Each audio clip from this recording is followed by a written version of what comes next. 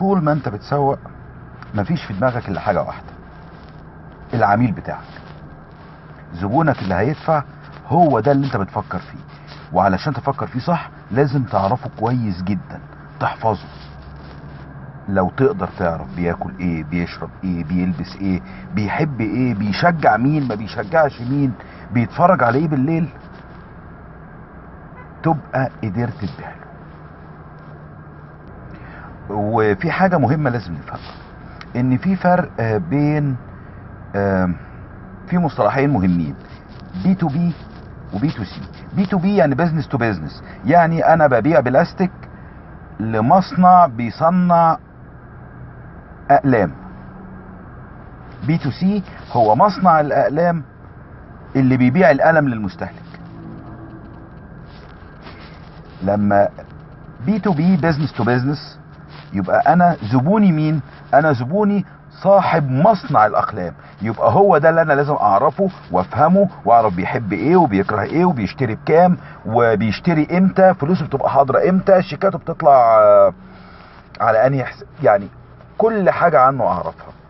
بي تو بي انا بفكر في البيزنس مان التاني اللي هياخد مني، او المؤسسه التانيه اللي هتشتري مني. بي تو سي انا بفكر في الكاستمر بتاعي، انا البيزنس وبفكر في الكاستمر بتاعي. الزبون زي ما بنقول، مش معنى ان انا ببيع له قلم اني معرفش هو بيمشي فين وبيروح ازاي وبيفكر ازاي وبيحب الوان ايه وما بيحبش الوان ايه، حتى في البادي بتاع القلم. يبقى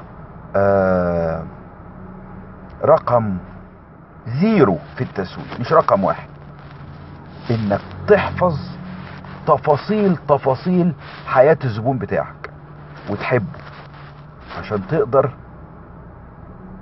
تكسب منه كويس. اغرب سؤال جالي هو السؤال الوحيد الحقيقة: اسوق فين؟ تسوق ايه؟ تسوق امتى؟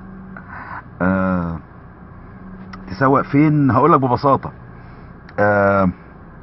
المكتبات بتفتح جنب المدارس، الشحاتين بيقعدوا بره الجوامع وبره الكنايس، بياعين الاعلام بيبقوا بره الاستاد،